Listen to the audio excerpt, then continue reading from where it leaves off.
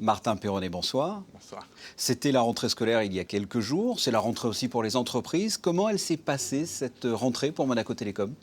C'est une rentrée assez active, Mhm. très active. Il y a beaucoup de monde en boutique. Et puis les carnets de rendez-vous sont pleins. Beaucoup de gens qui prennent la fibre en ce moment. Donc c'est très actif pour l'entreprise. Il y a un petit peu moins de télétravail, mais je crois qu'on en reparlera. Justement, le télétravail était obligatoire pendant la crise sanitaire, dans la mesure du possible. Christine Datomel est allée au sein de Monaco Télécom pour faire le point. On regarde son reportage et puis on se retrouve après.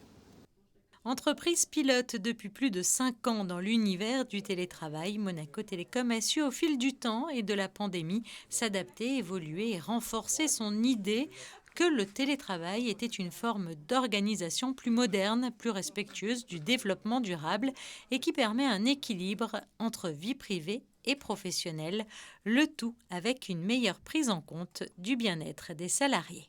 On entend beaucoup aussi, oh, mais vous faites confiance à vos salariés, qu'est-ce qui vous dit qu'ils travaillent autant que lorsqu'ils sont au bureau? Nous, on n'a pas noté de baisse de productivité, ni de hausse d'ailleurs. C'est juste un travail qui se fait de façon très différente. Donc on est souvent beaucoup plus concentré quand on est à la maison. On est très organisé avec des réunions qui commencent à l'heure, qui finissent à l'heure. Il y a un peu moins le petit quart d'heure ou les 5 minutes de prise en compte. Et c'est pour ça que aussi le travail sur place est important pour renouer avec ces moments de convivialité qui font qu'une entreprise et une équipe restent efficaces. À la base, je n'étais pas forcément convaincu pour moi des intérêts du télétravail. Et le fait d'avoir été finalement forcé par le Covid à travailler à domicile, finalement, j'ai vu qu'il y avait quand même de sérieux avantages. Après, il y a besoin quand même d'échanges avec les collègues. Et moi, 100% télétravail, je pourrais pas faire. Sur une population de 220 personnes, hormis le service commercial et technique, 115 salariés à ce jour sont en télétravail chez Monaco Télécom, une façon différente de travailler mais qui présente de nombreux avantages dans tous les domaines, comme par exemple le fait de réduire le temps de trajet pour se rendre de son domicile à son lieu de travail. Martin Perronnet, c'était le télétravail donc au sein de Monaco Télécom. On peut dire que Monaco Télécom contribue aussi au télétravail dans les autres entreprises, ne serait-ce que par maintenant la fibre ou avec d'autres technologies? Oui, les entreprises et puis je dirais les particuliers beaucoup. Je pense que chacun prend conscience, et le télétravail aide beaucoup à ça, du fait que d'avoir une bonne connexion chez soi, partout chez soi, c'est important et ça ne se fait pas tout seul. Ce n'est pas simplement avoir une box, c'est aussi avoir pensé son intérieur pour que le Wi-Fi soit bien disponible partout, etc. Où en est-on de la nouvelle fibre et de son raccordement? Alors d'abord, on arrive à près de 10% des résidents à Monaco qui sont passés à la fibre. Donc qui ont pris l'abonnement. Qui ont pris l'abonnement. Donc ça veut dire que qui ont pris l'abonnement et qui sont installés et qui surfent et qui regardent la télé sur cette nouvelle installation. Donc ça, c'est important, c'est significatif. Elle est vraiment révolutionnaire, cette nouvelle fibre, ou pas tant que ça? Alors la fibre, c'est la fibre. Maintenant, c'est sûr que la box qu'on propose aujourd'hui, c'est peut-être une des dernières boxes qui a été conçue dans le monde. Donc c'est aujourd'hui ce qui se fait de plus performant parce qu'elle est vraiment capable de passer du 10 gigas et tout notre réseau est calibré pour ça. Et puis parce qu'elle fonctionne, elle a ce qu'on appelle le Wi-Fi 6, qui est la meilleure norme, la nouvelle norme, la meilleure norme de Wi-Fi qui existe, qui permet de passer des très gros débits. Et en même temps, elle est ce qu'on appelle Wi-Fi Mesh. Donc elle permet d'avoir ces fameux smart Wi-Fi, donc de créer un réseau Wi-Fi cohérent dans tout l'appartement. Ça, c'est vraiment nouveau. Et ça, c'est vraiment important. Et ça change la vie.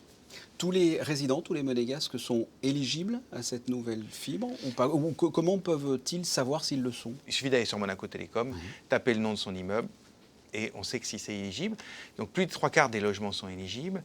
À la fin de l'année, on serait normalement à 85% des logements qui seront éligibles. Et à partir de l'année prochaine, n'importe qui voudra la fibre pourra venir la demander. Si jamais la fibre n'est pas encore installée dans l'immeuble, ça prendra un peu plus de temps. Mais si on a l'accord du syndic, il aura la fibre. Un mot sur les abonnements. Qu'est-ce que ça change? Qu'est-ce que ça coûte? Alors, vous savez qu'il y a un tarif spécifique pour les monégasques et les enfants du pays, qui est qui est avantageux. Sinon, les abonnements vont de 100 mégabits pour un abonnement de base jusqu'à 10 gigas avec plusieurs Apple TV, plusieurs Smart Wi-Fi, etc. Donc, en fait, il y a une gamme qui permet à chacun de s'y retrouver. Alors, un autre sujet, il y a quelques semaines, on annonçait qu'il n'était plus possible de regarder RMC Sport via Monaco Télécom. Où en est-on? Comment ça se fait? Est-ce que c'est définitif? Alors, il y a quelques chaînes qui, aujourd'hui, veulent se passer de plus en plus des opérateurs. C'est leur choix. D'accord? En France, à part SFR, qui est la même société qu'RMC Sport, les autres opérateurs n'ont pas RMC Sport. On va dire que c'est de la même chose que pour Amazon Prime. Amazon Prime est une application, donc les gens qui veulent regarder la Ligue 1 aujourd'hui, grâce à l'Apple TV par exemple, peuvent télécharger l'application Amazon Prime.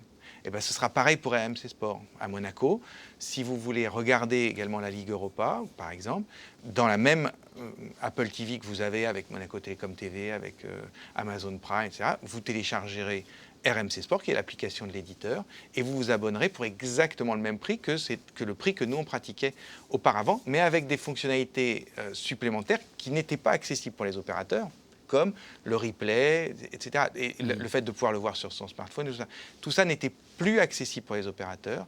Par contre, c'est accessible sur l'application de l'éditeur. Alors j'ai lu que pour le deuxième mois consécutif, vous vous situez en haut du classement Speed Test. Alors qu'est-ce que ce classement et qu'est-ce que ça signifie pour vous? C'est un classement qui mesure la vitesse de la connexion de chacun des abonnés dans le monde entier, qui fait la démarche de vouloir tester la rapidité de sa connexion. C'est un test que nous, on fait systématiquement quand on installe une box. On vérifie que le débit qu'on propose est bien le débit qui a été souscrit par le client, et on le fait sur ce genre d'application. Et donc pour nous, évidemment, c'est significatif. Ça mesure quand même les progrès de la connectivité à Monaco, ça mesure peut-être l'évolution de la qualité de ce qu'on propose. Et puis ça mesure aussi l'engouement des gens pour la fibre, la rapidité de ce déploiement. Et j'ai envie de dire, pour moi, je pense que c'est qu'un début. C'est qu'un début. Martin Perronnet, merci.